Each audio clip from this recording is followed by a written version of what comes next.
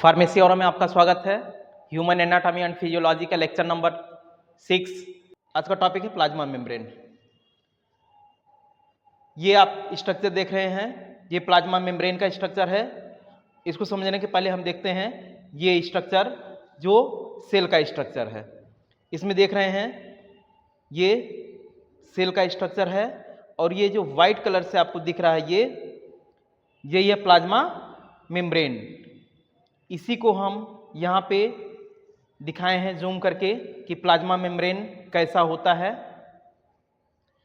तो ये जो प्लाज्मा मेम्ब्रेन है इसमें दो लेयर पाए जाते हैं। इसको बोलते हैं फास्फोलिपिड बाइलेयर। इट मीन्स ये जो प्लाज्मा मेम्ब्रेन है ये कंपोज होता है फास्फोलिपिड बाइलेयर के। दो लेयर पाए जाते हैं इसमें फास्फोलिपिड के, इसलिए इसको बाइलेयर बोला जाता है। देखिए ये आपका जो ये वाला पोर्शन आप देख रहे हैं ये कहलाता है एक्सटर्नल मेम्ब्रेन। ये नीचे साइड में आप देख रहे हैं ये कहलाता है internal membrane surface. External membrane surface और इंटरनल मेम्ब्रेन सरफेस, इसलिए इसको बाइलेयर बोलते हैं, फास्फोलिपिड का बना होता है। अब देखिए इसमें ये जो सेल मेम्ब्रेन होता है यह सेलेक्टिव परमिएबल होता है। सेलेक्टिव परमिएबल मतलब इसमें से कुछ ही सबस्टेंस इनसाइड में या आउटसाइड में आ सकते हैं या जा सकते हैं।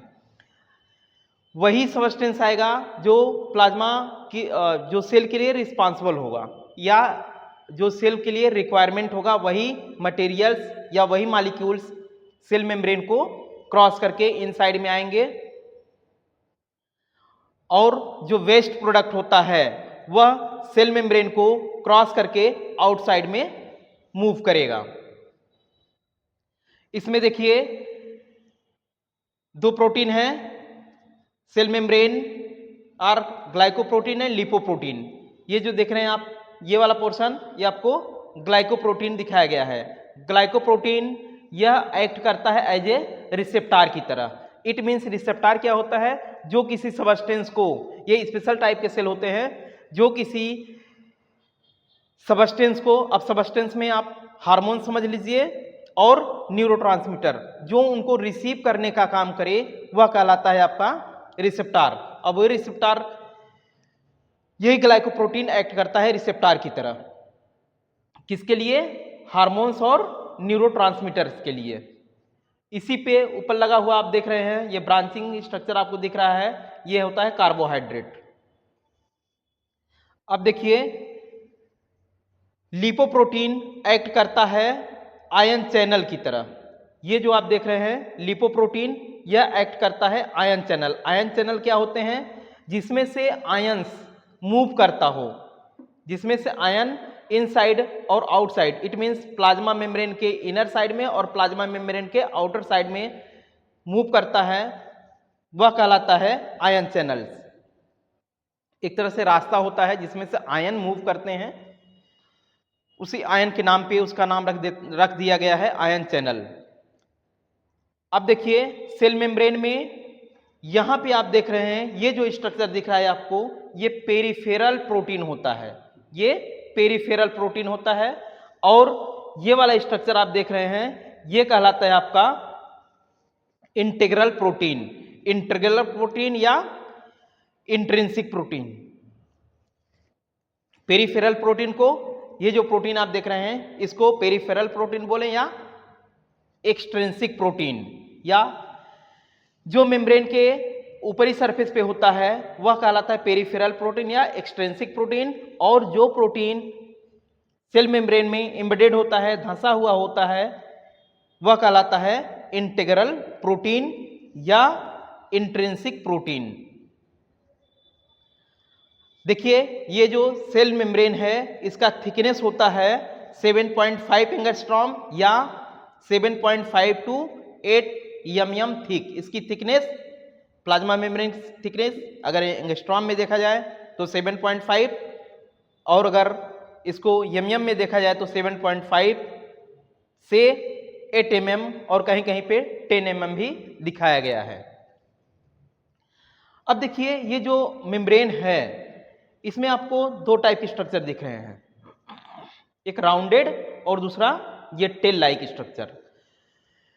ये जो राउंडेड स्ट्रक्चर होता है यह पोलर होता है, इसको हेड बोलते हैं और इसको टेल बोलते हैं। पोलर बोले तो hydrophilic in nature, it means जिसमें वाटर डिजॉल्व हो जाए वह हाइड्रोफिलिक, फिलिक मतलब लवर,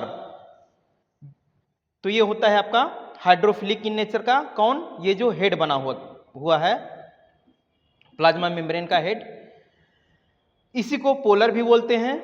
और ये जो टेल डाइक स्ट्रक्चर आपको दिख रहा है ये वाला येलो कलर का, यह होता है नॉन पोलर, इट मीन्स इसमें वाटर डिजॉल्व नहीं हो सकता, या ऐसे ड्रग जो वाटर सॉल्युबल हैं उसको ये पास नहीं कर पाएंगे, ठीक है, इसको बोलते हैं नॉन पोलर।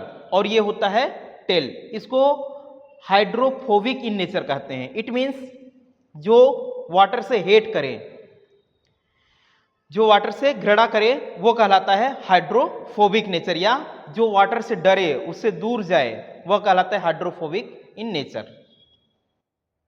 इस तरह से यह प्लाज्मा मेम्ब्रेन का आपको स्ट्रक्चर दिखाया गया है और उसके विषय में बताया गया। नेक्स्ट टाइम हम देखेंगे इसका फंक्शन, प्लाज्मा मेम्ब्रेन का फंक्शन। देखिए plasma membrane composed of phospholipid bilayer, plasma membrane phospholipid bilayer का बना हुआ होता है। सेल मेम्ब्रेन सेलेक्टिव परमिएबल होता है, इसको हम पहले एक्सप्लेन कर चुके हैं।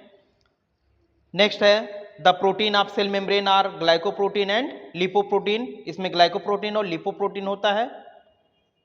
नेक्स्ट पॉइंट देखिए, ग्लाइकोप्रोटीन यह एक्ट करता है रिसेप्टार की तरह, किसके लिए? हार्मोन्स और न्यूरोट्रांसमीटर के लिए यह रिसेप्टार की तरह वर्क करता है। नेक्स्ट है लिपोप्रोटीन, यह आयन चैनल की तरह वर्क करता है।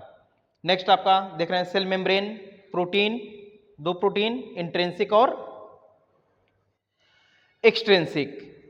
इंट्रिंसिक प्रोटीन को इंटीग्रल प्रोटीन बोलते हैं, जैसा कि आप स्ट्रक्चर में देख चुके हैं। जो एम्बेडेड है, जो धंसा हुआ स्ट्रक्चर है वह आपका इंटीग्रल प्रोटीन या इंट्रिंसिक प्रोटीन, और जो मेम्ब्रेन के बाहर की तरफ है वह आपका एक एक्सट्रिंसिक प्रोटीन या पेरिफेरल प्रोटीन कहलाता है। सेल मेम्ब्रेन का थिकनेस 7.5 एंगस्ट्रॉम या 7.5 to 8 mm थिक, या किसी किसी में 10 mm थिक भी दिखाया गया है किसी किसी बुक में। आशा करते हैं कि ये जो प्लाज्मा मेम्ब्रेन का टॉपिक है ये आपको समझ में आ गया होगा। अगर नहीं समझ में आया तो फिर से इस वीडियो को देखिए और ये फिगर और ये जो थियरी दिया गया है इसको कोरिलेट करते हुए पढ़िए और देखिए, इससे आपको समझ में आ जाएगा।